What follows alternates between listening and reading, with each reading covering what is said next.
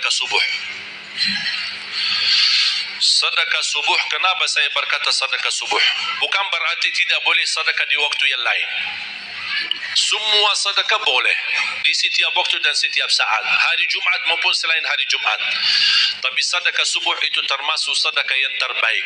Kenapa? Bukan kata saya, tapi kata Rasulullah sallallahu alaihi wasallam. Setiap waktu subuh Allah turunkan malaikat, tugasnya mendoakan orang yang bersedekah subuh hari. Allahumma a'ti munfiqan khalafa. Ya Allah, ganti yang lebih baik bagi orang yang infak di subuh hari. Ibu-ibu lagi halangan tidak salat, sebelum beraktivitas isi sedekah subuh. Anda tidak usah susah-susah mencari anak yatim dan orang miskin di subuh hari. Mulai hari ini masing-masing bikin kotak amal atau botol atau kaleng, simpan di rumah. Setiap habis salat subuh sebelum beraktivitas isi sedekahnya. Apalagi kalau sedekah itu disertai doa. Begitu anda sedekah, sebutkan hajatmu. Ya Allah, dengan berkah sedekah ini, ya Allah, saya ingin nikah. Mudahkan jodoh. Nikah lagi juga boleh doa, tak apa-apa.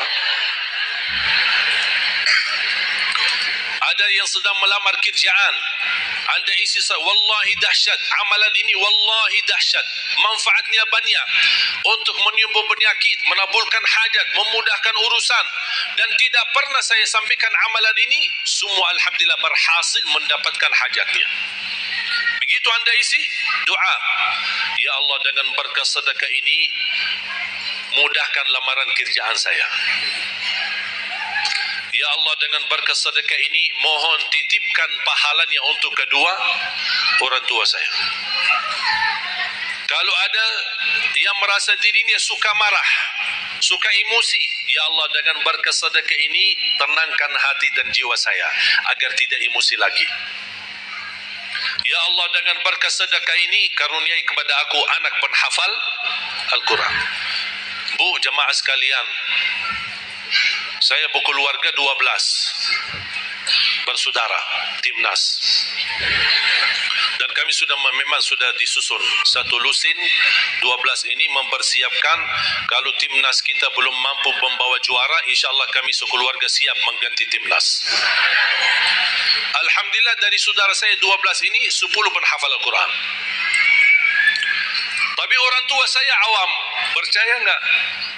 Orang tua saya bukan ulama, bukan kiai, bukan ustaz. Ayah saya belajar kelas 3 SD. Ibu saya tidak pernah masuk sekolah sama sekali.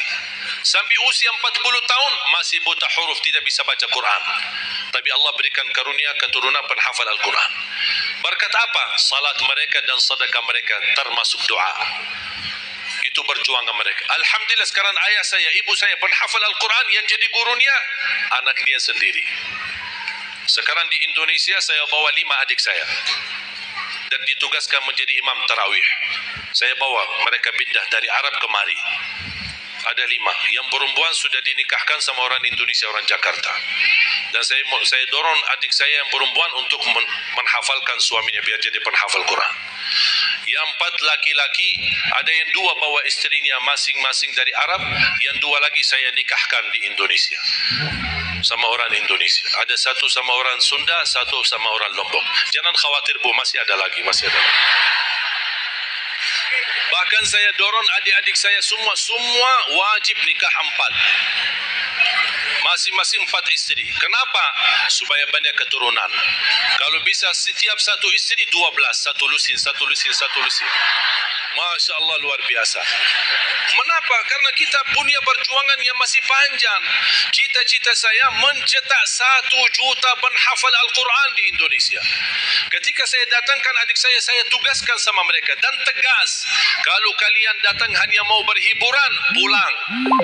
Kalian di sini untuk bersama-sama memperjuangkan untuk mencetak 1 juta penghafal Al-Quran. Dan alhamdulillah program ini sudah jalan. Dan kita terus memperjuangkan, dan saya harap semua jamaah insya-Allah berkenan terlibat dalam program ini. Cita-cita saya semua masjid se-Indonesia insya-Allah diimami imam penghafal Al-Quran 30 juz.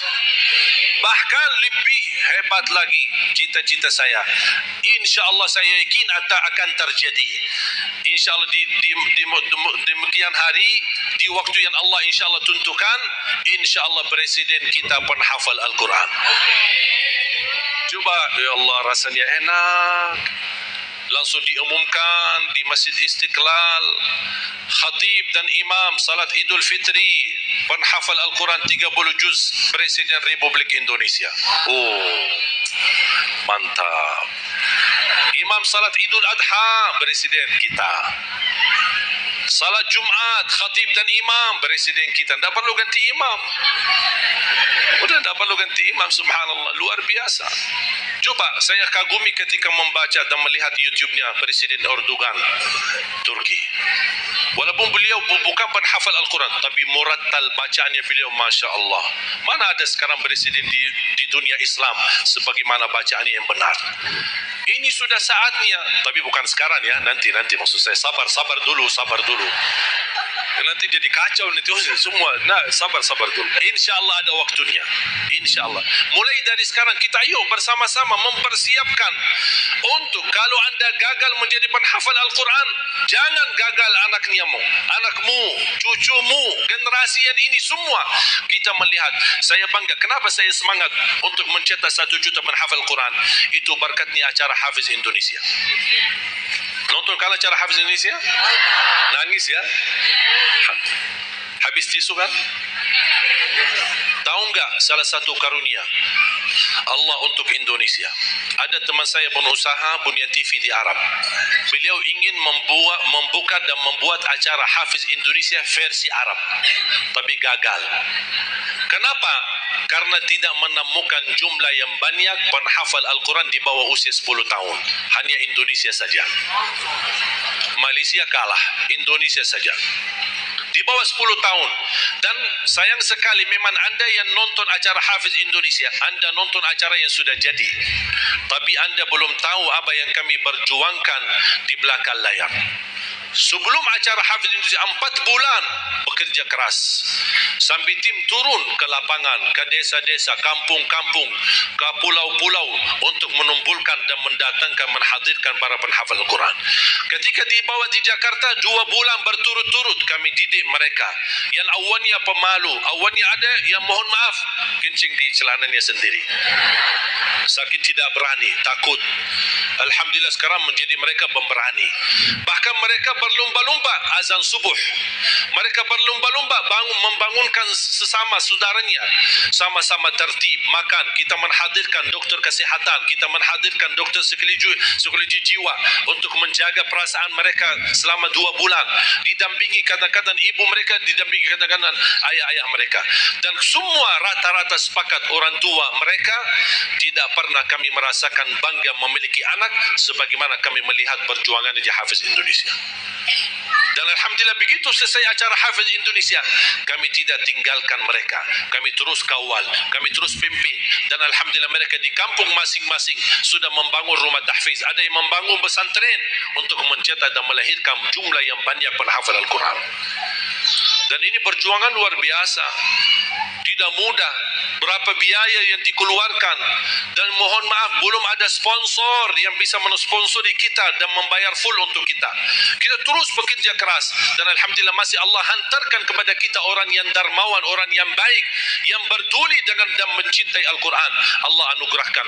Wallahi menurut saya, saat ini, zaman ini, sedekah yang terbaik dan yang termulia, semua apapun yang terkait dengan Al-Quran, itulah yang termulia. Makanya boleh anda ketika anda bersedekah, jangan lupa disertai doa. Di antaranya, anugerahkan ya Allah Indonesia menjadi negara Al-Quran. Tapi tolong fokus. Kalau anda isi sedekahnya, tolong disesuaikan.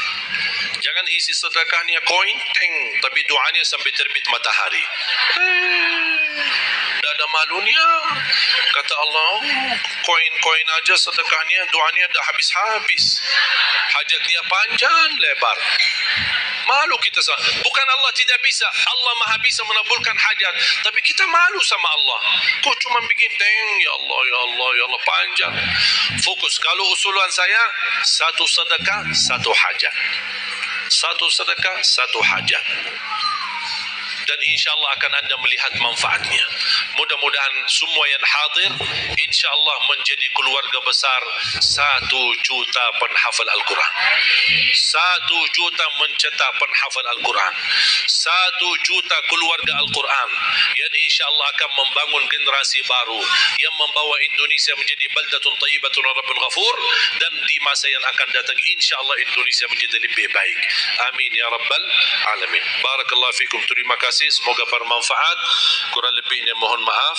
Mungkin ada panitia ingin menyampaikan selanjutnya. Wallah.